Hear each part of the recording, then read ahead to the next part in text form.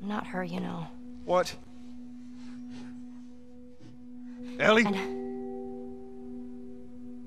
You are treading on some mighty thin ice here. Hi guys, Aaron and Kyle here. Hello. We are here for a wee discussion today about the recent reports from Bloomberg suggesting that The Last of Us, Naughty Dog's 2013 classic, is supposed to be getting a remake. So when I first read the headline, I actually just assumed that they were talking about like a PS4 to PS5 upgrade for part 2. Like I completely misread it, which I think everyone's sort of expecting. But when I realised that that this is the first game, I had one question running through my head. Why, basically? Yeah.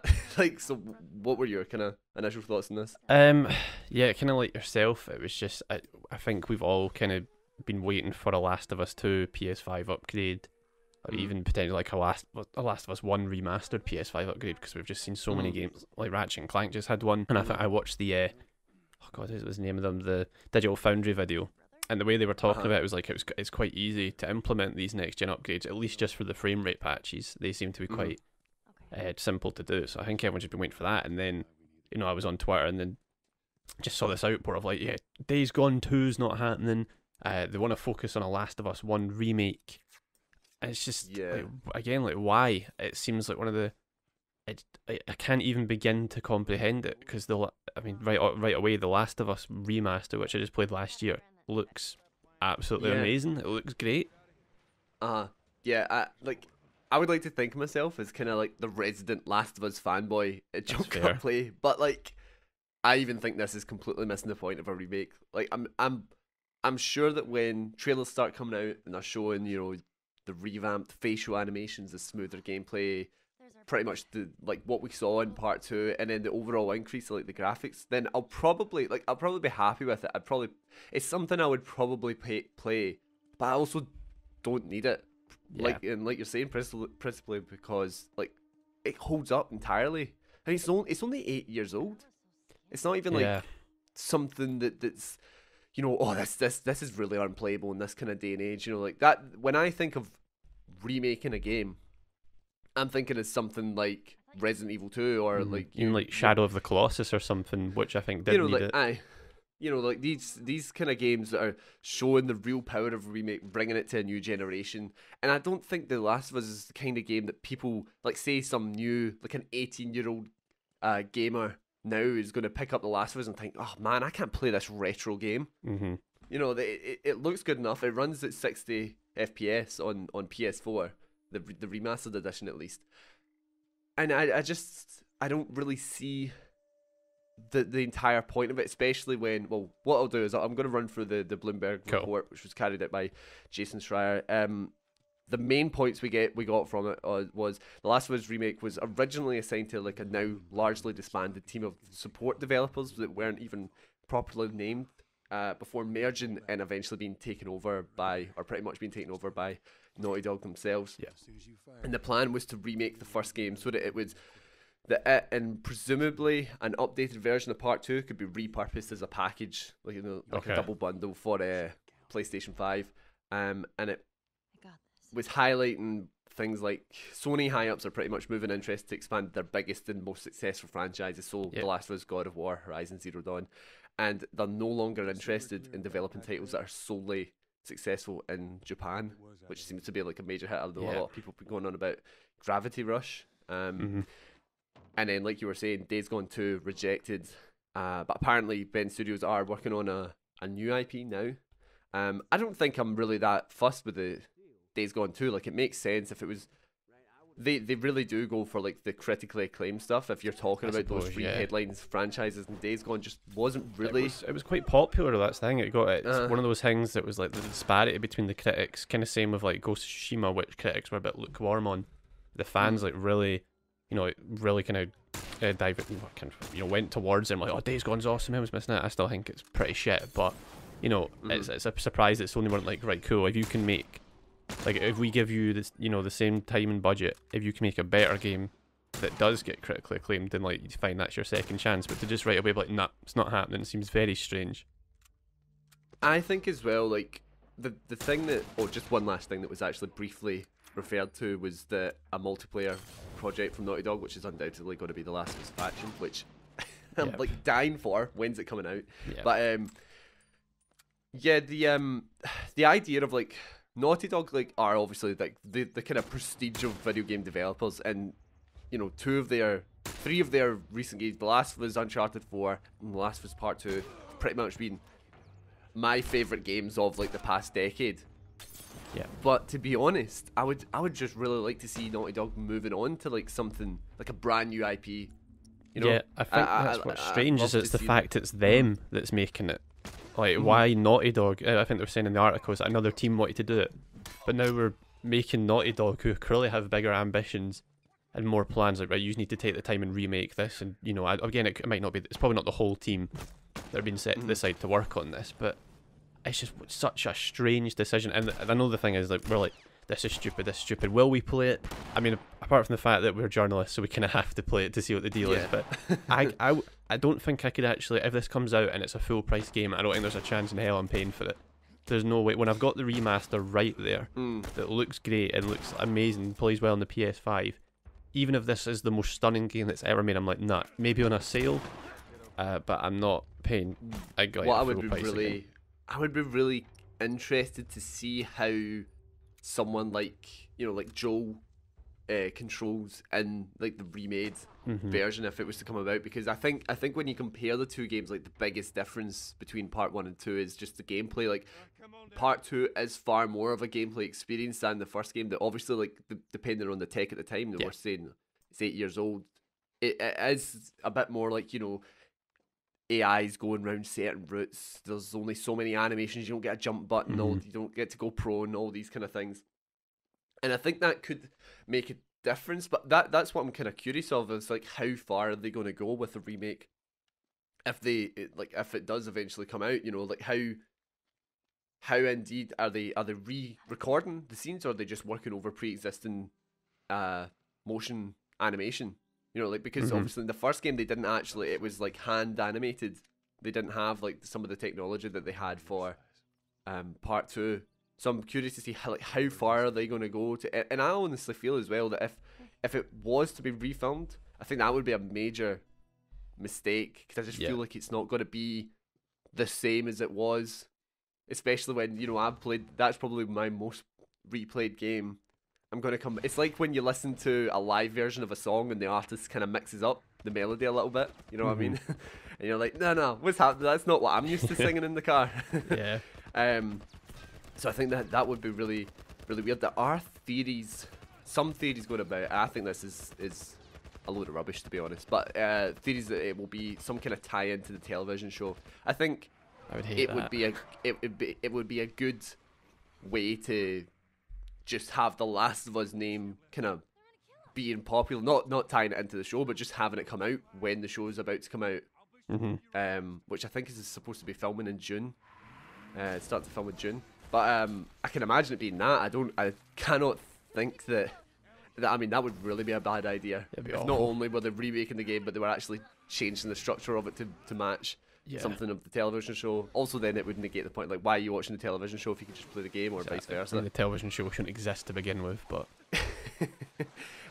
but yeah, the lacking confidence in smaller titles is a bit of a shame, and it seems to be really it's kind of confusing the way that the direction that Sony are taking, especially like they essentially, this generation was theirs to win. After the PlayStation 4, you know, they were riding high, and it just seems like they're making mistake after mistake with, you know, the closure of the PSP, PS Vita stores, and backwards compatibility with their console. They're really lacking PlayStation Now stuff, and obviously, like, when you're lining it up with Microsoft, it's quite a shame to see like all of these little mistakes that they're making along the way, which honestly I can imagine come the end of this generation I'll be like heading to Xbox for a better gaming experience if it's got more to offer. Are you kind of the same thinking? The exact same. Like, I mean, I've enjoyed having my PS5. I'm not a fanboy by any stretch of the imagination. I had my Xbox 360 and I loved that console to death.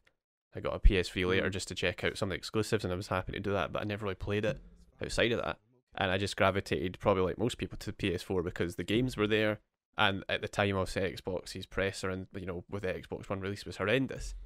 But since the PS5's released, I think the direction it's been going has been really discouraging, and it has made me like there were times I was like, I kind of wish I got an Xbox, even though the games aren't there right now. But where Games Pass is going, backwards compatibility is going, the transparency in particular as well with Microsoft and how they've approached this, like this latest generation, is just far and beyond what Sony are doing, and it seems there's been a lot of discussion about if, how much of this comes down to Jim Ryan, and I know it does come across that Jim Ryan is not in tune with gamers at all, and I think that does come across like when people are like, oh, what's your favourite game, the PS5, and he's just like, yeah, Astrobot, or it was like Sackboy saying, it was like, and just no, and I think we did with the previous CEO, I forgot the name of, he always felt like he cared about the games, and he was always really genuine and excited about the projects, and there's that, it's been doing the rounds on Twitter right now when he's talking about this game didn't sell that well, but it didn't matter because it showed like what we as a game studio wanted to show. And now it feels like, and especially that Sony are making the same mistakes that they made years ago with their film company. Like, remember when Amazing Spider-Man 2 came out and it was just a shit show. They wanted to make an Aunt May spin-off. They wanted to do Sinister Six, and it just fell to the ground because they had no ambition outside of what's going to make us money. And it's I hate to see them going that day. And it's so strange because we started off like, oh my god, Astro's Playroom, it's this free game, it's so creative and it's so it's such a great platformer. It's really like holding into the legacy of PlayStation. And they don't give a shit about their legacy. They couldn't give two shits. Yeah. And it just quickly as well, I'm not going to turn this into Kyle's VR corner. It seems to me Jim Ryan or whoever is in charge of the core of Sony right now isn't also in charge of VR, because those two sides don't line up to me. Why would one side say we're focusing on the biggest blockbuster titles we can, while in that same company we're also going to keep pushing in one of the most niche markets in gaming again? Like, I know the PSVR was successful for VR, but we're really going all in. Like, PSVR 2 looks like it's going for it. Yeah. And as you'll know, as somebody who plays PSVR, a lot of the experiences on that are very niche independent games. Yeah. They're not. It's not The Last of Us in VR. You get your Iron Man VR, you get your Astrobot VR, what are their big titles, but it's all like niche independent games. So it's like you can't have both ways.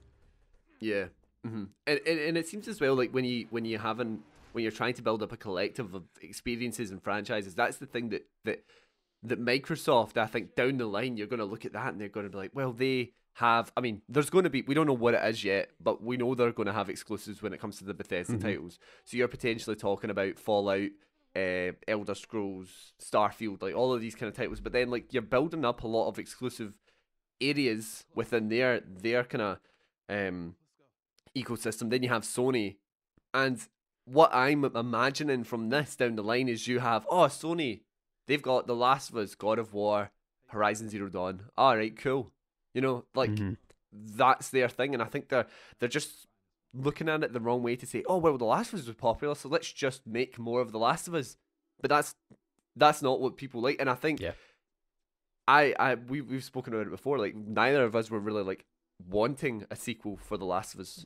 When Part 2 was announced, but it is at that point now where it's like, right, please stop. Like, don't keep going, because it seemed like a very unique thing, and obviously you don't want to just almost soil the reputation of that franchise just by making it something that's just as repetitive, or there's so many of them like Call of Duty. So it's quite worrying. But any kind of wee final thoughts you have? Yeah, final thought. We could talk about this for hours on hours. It's so kind of fascinating what they're doing. But to me, it's not exactly the same, but I am worried that Sony are in the same position that they found themselves, post PlayStation 2, where they were kind of so big for their boots because PlayStation 2 and now the PS4 were such huge successes and some of the best-selling consoles. So they're like, oh, we're too big to fail. And so far that's true. The PS5 is selling like crazy. Everyone's just buying one in fear of missing out. There you go, got there in the end. FOMO. So it's like, oh well, people have the consoles, who cares? And it's so strange because at the start of this generation, on like the Playcast, we're like, I'm not happy with what Microsoft are doing. And these last couple of months, Microsoft have really kind of shown themselves like, no, we're here. Although we don't have the games, we've got. I think they have a plan. And they have a plan, and yeah. years down the line, it could really be coming to fruition. I think. And I think, yeah, with the Series S and stuff, you know, the £250 console, like that's so, for me as well, I'm like, if to buy that and just have like a Game Pass machine, Exactly, and then have my PS5s like my, you know, my proper next gen consoles, that's really kind of exciting, which is strange because a couple months ago I was like, Xbox are probably going to stop making consoles, you know, at one point I was like, they're just going to focus on Games Pass, and that's kind of changed for me. So I don't know, for all we know, this could come to pass, and maybe this feedback will be like, okay, we're making, you know, we've seen Sony fix mistakes in the past. It's just, it's a strange direction for them to go. I like I love The Last of Us Part 2 is one of my favourite games in the last couple of years, but like the TV show, I think it should just be left to kind of lie and have its legacy there. You know, I don't want what happened like with Game of Thrones, like this show that built a legacy year after year. And speaking of this, my pal was like, when's the last time you thought about Game of Thrones? Because they just dropped the ball. They just dropped off the face of the earth. It was like one of the most talked about things, and then suddenly it wasn't. And that is the big potential with this. Yeah. If eventually Part 3 came out and it was shit, and it's like, oh, Last of Us, don't like. Because, you know, it's weird. If you have a part 3 that's crap, usually, at least with me, if I'm watching films or playing games, I like to play them all back to back to get the overarching narrative. So if like with Game of Thrones, if your last season's shit, you have no reason to be like, I'm going to watch and then stop right before the end. So exactly. Yeah, it's just a weird situation that it sucks right now. It's kind of my closing thought. Yeah, I think so. I would need to see more with their kind of direction, obviously, but I just generally I don't think it's needed, and it shows that Sony are purely thinking of the numbers. They see something that's successful, well, let's mine it again. They'll be looking at the successes of Final Fantasy VII and Resident Evil 2 and thinking, oh wow, like this is the kind of thing they go for. But these are games that are what, like 20 years old. You know, a game like I've seen I've not played Final Fantasy VII Remake, but looking at the comparisons, and the same with Resident Evil 2, those are games that I won't play that. I would not play that now. So that's an experience that I was going to miss out on. And then Resident Evil 2 ended up being one of my favourite games of the year because it brought it to a new audience. And I don't think that The Last of Us is at that stage yet. Maybe give it another 10 years. Yeah, sure. They're bringing back one of the old gods of gaming, you know, like then fair enough. But 8 years later, no, I just can't see it. But yeah, well, we'll just need to see. Keep an eye on the thing. But thanks everyone for listening to our wee thoughts on The Last of Us remake. And as always, like and subscribe. JumpCut Play will be having more video essays, let's plays, reviews, all of that kind of jazz on the channel. So yeah, thanks again, and we'll see you next time. You can't deny the view though.